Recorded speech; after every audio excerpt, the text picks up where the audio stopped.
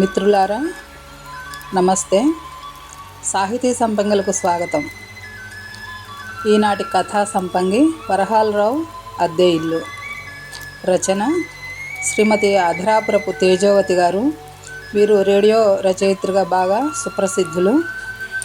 వీరి కథను మనం విందాం. ఇక కథలోకి వెళ్ళిపోదాం రండి మిత్రులారా. వరహాలరావు ఇంట్లో అడుగు పెడుతుండగా ఎదురొచ్చింది సావిత్రి. అలాగని ఆవిడ తెల్ల చీర కట్టి మల్లెపూలు పెట్టి చేతిలో కాఫీ కప్పుతో చిరునవ్వులు చిందిస్తూ వచ్చిందనుకోకండి. సగం తడిసిన చీర, జిడ్డోడుతున్న ముఖం, చెదిరిన జుట్టు, కారుతున్న బొట్టు, చేతిలో చీపురు కట్టతో రుసరుసలాడుతూ వచ్చిన ఆవిడ బరబరా కుర్చీల్లాగి ఇల్లు చిమ్ముతూ, ఇక నా వల్ల కాదండి, ఇంట్లో మీ ఇష్టం, మీరు ఇల్లే కొంటారో మరో అద్దె కొంపే చూస్తారో కానీ నేను మాత్రం ఈ ఇంట్లో ఇక చస్తే ఉండను అన్నది. సావిత్రి వాలకం చూడగానే పంపు నీళ్ళ దగ్గర ఏదో తగాదా అయిందని అర్థమైపోయింది వరహాలరావుకు. అందుకే కిమ్మనకుండా చొక్కా విప్పి హ్యాంగర్కు తగిలించి ప్యాంటు మార్చి లుంగీ కట్టుకుని పడక కుర్చీలో వాలిపోయాడు. సావిత్రి ఏదన్నా సహిస్తుంది కానీ ఆ పడక కుర్చీలో పడుకుంటే మాత్రం అస్సలు సహించలేదు. ఆ పడక కుర్చీకి సావిత్రికి ఉన్న వైరం గురించి చెప్పాలంటే అబ్బో చాలా ఉంది. వరహాలరావు వాళ్ళది గతంలో బాగా కలిగిన సంసారం. అయితే వాళ్లకు బద్ధకం పాలు ఎక్కువ. పడక కుర్చీలో పడుకుని కబుర్లు చెప్పమంటే అలుపు సలుపు లేకుండా గంటలు గంటలు చెప్పగలరు కానీ దాహం వేస్తున్న గ్లాసుడు మంచినీళ్ళు కూడా ముంచుకుని తాగెరగటం తెలవదు ఆ ఇంట్లో వాళ్ళకి. కూర్చుని తింటే కొండలైనా కరిగిపోతాయంటారు. 50 ఎకరాల సుక్షేత్రమైన మాగాణి 5 ఎకరాలకు తరిగిపోయాక భార్య సావిత్రికి వేడి పుట్టింది. అతన్ని సాధించి అడిగి గోల చేసి మొత్తానికి ఓ ఉద్యోగంలో చేర్పించింది. వరహాలరావును వాళ్ళ మిత్ర బృందం అంతా బద్ధక స్త్రీ అని పిలుస్తుంటారు. అతడికి అంత బద్ధకం ఆ పడకుర్చీ మూలానే వచ్చిందని సావిత్రి ఉద్దేశం. అందుకే వాలుకుర్చీలో కూర్చుంటే ఆమెకు మరింత ఒళ్ళుమంట. వరహాలరావుకు వాలుకుర్చీతో పాటున మరో వ్యసనం పేపర్ చదవటం. పడక కుర్చీలో వాలి అతడు పేపర్ చేత పడ్డాడంటే భూమి బ్రద్దలైన ప్రపంచం తలకిందులైనా లేవడనేది ఉట్టి మాట. ఈరోజు కూడా సావిత్రి అంటున్నది ఏ గొడవతోనో అన్నట్టు పేపర్ తీసి చదువుతూ, నిన్న మన ఊరిలో 100 ఇళ్ళు తగలడ్డాయట అన్నాడు చాలా విచారంగా. ఇంటి విషయం ఆవగించైన అక్కర్లేకపోయినా జాతీయ అంతర్జాతీయ విషయాల మీద మాత్రం అంత సానుభూతి చూపుతున్న పతిదేవుని మీద గొంతు దాకా కోపం వచ్చింది సావిత్రికి. మన ఇల్లు రోజు తగలబడుతుంటే లేదు కానీ ఊళ్ళో కొంపల దిగులు పట్టుకుంది అన్నది కోపం అంతా చీపురు మీద చూపించి చిమ్ముతూ. మన ఇంటికేం వచ్చిందే అన్నాడు పాపం అనకూడదనుకుంటేనే. ఏమొచ్చిందా, 2 రోజులు పంపు నీళ్లు పట్టండి తెలుస్తుంది, మా ఐదారి కొంప అని. నీళ్ళ దగ్గర తగువే, కాయగూరల దగ్గర తగువే, కరివేపాకు దగ్గర తగువే, ఇంట్లోకి వస్తే తగు, బయటకు వస్తే తగు. ఏం బోలెడు అద్దె పోయటం లేదా మనం? చిచ్చిచ్చి వెధవ కొంప, ఈ ఇంట్లో రాక్షసులు తప్ప మనుషులు ఉండలేరు అంటుంటే, పాపం వాళ్ళు 4 ఉన్నవాళ్ళు, పైగా చుట్టాలు పక్కాలు అంటూ ఏదో అనబోయేసరికి ఖస్సుమని లేచింది సావిత్రి.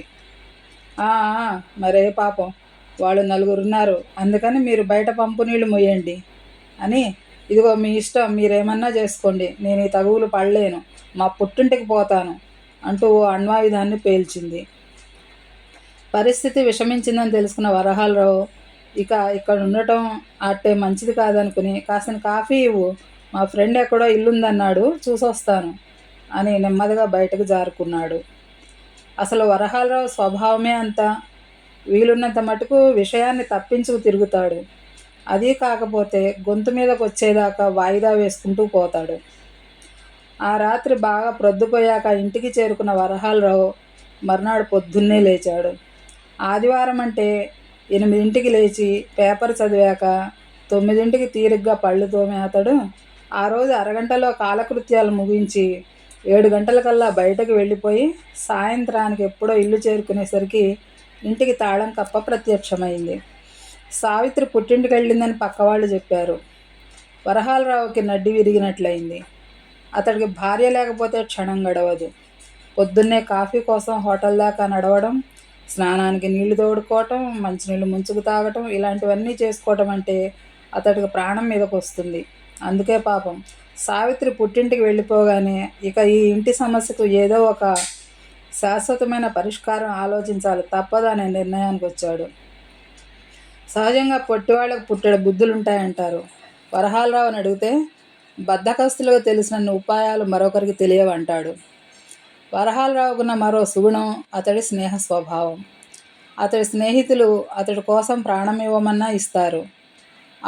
అతడి స్నేహితులు ఏమి తంటాలు పడ్డారో ఏమో కానీ మొత్తానికి వారం రోజులకల్లా భార్యకు ఉత్తరం రాశాడు. తను పొలం బేరం పెట్టానని, మంచి ఇల్లు ఒకటి చూసి సెటిల్ చేసి అడ్వాన్స్ ఇచ్చేశానని, రిజిస్టర్ కావడానికి 2-3 నెలలు పట్టొచ్చని, అయితే ఈ లోపల ఇల్లు ఖాళీగానే ఉంది కాబట్టి ప్రస్తుతం ఉన్న ఇల్లు ఖాళీ చేసేసి ఆ ఇంట్లోకి చేరిపోవాలనుకుంటున్నట్లు వగైరా వగైరాలన్నీ రాశాడు. ఆ ఉత్తరం చూడగానే రిప్లై కార్డులా బయలుదేరి వచ్చింది సావిత్రి. వరహాలరావు ఇల్లు సర్దటం అంటే సామానంతా సర్దే ఓపిక లేక సగం సామాను పాతదనో పనికిరానిదనో ఆ ఇంట్లో వదిలేసి వస్తాడని సావిత్రి భయం. ఆవిడ ఎలాగో వస్తుందని అతడికి తెలుసు కాబట్టి సామాను సర్దే ప్రమేయం పెట్టుకోలేదు అతడు. సావిత్రి వచ్చి రాగానే కొనబోతున్న ఇల్లు చూపించాడు. ఆ ఇల్లు ఈ మధ్య కట్టిందే. చక్కగా పొందికగా అందంగా ఉంది. పెరట్లో మామిడి, కొబ్బరి, సపోటా చెట్లు, ఇంటి ముందు పూల మొక్కలు. ఓహో! సావిత్రి పొంగిపోయింది మనసంతా. ఆ ఇల్లు చూడగానే చాలా నచ్చేసింది. తొలిసారిగా భర్తను మనస్ఫూర్తిగా అభినందించింది కూడా. ఆ ఇంట్లోకి చేరగానే పక్క భాగం అద్దెకిద్దామని ప్రతిపాదించింది. మళ్ళీ అద్దెవాళ్లతో తగాదా వస్తుందేమో అన్నాడు వరహాలరావు. అబ్బే, తగాదా ఎందుకు వస్తుందండి? నేను మాత్రం కష్టం సుఖం తెలియని దాన్నా మీకెందుకు అంటూ హామీ ఇచ్చింది. సరే, అయితే మా ఫ్రెండ్ ఒకడు ఇంటి కోసం నానా అవస్థ పడుతున్నాడు పాపం. తెలిసిన వాళ్ళైతే బాగుంటుంది కదా, వాళ్ళకి ఇద్దామా అన్నాడు. కొద్ది రోజులు ప్రశాంతంగా గడిచిపోయాయి. ఆ రోజు వరహాలరావు ఆఫీస్ నుండి వచ్చేసరికి సావిత్రి కారాలు మిరియాలు నూరుతూ, మీరు ఆ ఇంట్లో పిల్లల్ని మామిడికాయలు కోసుకోమన్నారటగా అని నిలేసింది గట్టిగా. అన్నాడు అతడు వాళ్ళ కుర్చీలో వాలుతూ. అట ఆ పిల్లలు ఆ చెట్టు కొమ్మలని ఎలా విరిచిపెట్టారో చూడండి. మొన్నటికి మొన్న అంతే కరివేపాకు చెట్టు అంతా దులిపిపెట్టారు. ఇదంతా మీరిచ్చిన చనువు కాదు అంటుంటే, అది కాదు సావిత్రి, ఆ ఇంట్లో మన పిల్లల్ని కాయలు కోసుకొనివ్వట్లేదని, కరివేపాకు చెట్టు ముట్టుకొనివ్వట్లేదనే కదా వాళ్ళతో తగువ పెట్టుకున్నావు అంటూ సణిగాడు వరహాలరావు. దానికి దీనికి ఏమిటి సంబంధం? ఇదిగో మీ ఫ్రెండ్తో చెప్పేయండి. వాళ్ళ పిల్లల్ని అదుపులో పెట్టుకోకపోతే ఈసారి ఆ పిల్లలు కనుక చెట్టు ఛాయలకు వస్తే కాళ్ళు ఎరగొడతాను వార్నింగ్ ఇచ్చి వెళ్ళిపోయింది. బుర్రగోక్కున్నాడు వరహాలరావు. మరోసారి, ఇదిగో మీకే, వాళ్ళతో చెప్పండి, ఇల్లంతా అలా మేకులు కొట్టి గోడలు పాడు చేయొద్దని. ఇల్లు రిపేర్ అంటే మామూలుగా ఉందా అన్నది కోపంగా. వెనుక మనం ఉన్న ఇంట్లో క్యాలెండర్ కాగితాలు తగిలించడానికి గోడలకు మేకులు కొట్టద్దన్నారనే కదా నానా గోల్ చేసావు అంటూ గుర్తు చేయబోయాడు. సరి మాట్లాడితే ఆ ఇంటి ముచ్చటెందుకు? బోలెడు డబ్బు పోసి కొన్నాం, ఇప్పుడు రిపేర్లంటే చచ్చిపోతాం అంటూ కసిరింది భర్తని. ఇంకా రిజిస్టర్ కాని ఇంటి మీదే ఇంత శ్రద్ధ అని ఏదో చెప్పబోతుంటే, బాగుంది, ఇప్పుడు కాకపోతే మరో 10 రోజుల్లో అవుతుంది. అలాగని వాళ్ళు ఇల్లంతా పాడు చేస్తున్న చూస్తూ ఊరుకుంటామా ఏంటి అంది దీర్ఘాలు తీస్తూ. వెనకటి ఇంటి వాళ్ళు కూడా వేలు పోస్తేనే ఇల్లు వచ్చిందని అనబోయాడు. కానీ ఈ లోపలే అక్కడి నుండి వెళ్ళిపోయింది సావిత్రి విసవిస. మరో రోజు వరహాలరావు మరియు పక్కింటి ఆయన కలిసి వస్తున్నారు ఆఫీసు నుండి. సావిత్రికి సరిపడని విషయాల్లో ఇదొకటి. తను పక్కింటి ఆవిడ రోజు తగువులు పెట్టుకుంటూ ఉంటే ఇతడు ఆ పక్కింటి ఆయన భుజం మీద చేతులేసుకుని రావటం ఆమెకు ఒళ్ళంతా కారం రాసుకున్నట్లుగా ఉంది. చూశారా మీ నిర్వాకం ఎంత దూరం వచ్చిందో? స్నేహితులంటూ వాళ్ళని తెచ్చిపెట్టారు. వందలు పోసి పంపు పెట్టించుకున్నది మనం. బావి నీళ్లు తోడుకుని వాళ్ళకి పంపు అప్పచెప్పడానికా? పైగా ఇంట్లోంచి పొమ్మంటే మీరే పోండి అనేదాకా వచ్చిన వ్యవహారం అని చెప్పింది. వరహాలరావు మాట్లాడకుండా పడక కుర్చీ వరకు వచ్చాడు. ఒళ్ళు మండి, చెప్పింది వినపడిందా? మనం ఇల్లు ఖాళీ చేయాలి అన్నది అతన్ని కుదుపుతూ. అలాగా, అయితే తప్పేముంది, అలాగే పోదాం అన్నాడు చాలా తాపీగా. తారాజువ్వలా లేచింది సావిత్రి. మీకేమన్నా మతిపోయిందా? అద్దెకున్న వాళ్ళ కోసం మనం ఇల్లు ఖాళీ చేయడం ఏంటి? వాళ్ళని ఖాళీ చేయించడం మీకు చేత కాకపోతే నాకు చెప్పండి, నేను పోలీసుని పిలుచుకొస్తా అని అంటుంటే వరహాలరావు నీరసంగా లేస్తూ, సావిత్రి కొంచెం శాంతించు, ఈ ఇల్లు వాళ్ళు కొన్నదే, మన పొలానికి బేరం రాకపోతే నేను నా ఫ్రెండు ఈ నాటకం ఆడాం. అద్దెకున్న వాళ్ళ సాధక బాధకాలు ఆమెకు, ఇల్లు గల వాళ్ళ కష్టనిష్ఠూరాలు నీకు తెలుస్తాయనుకున్నాం. ఇలా అవుతుందనుకోలేదంటూ పెరట్లోకి వెళ్ళిపోయాడు.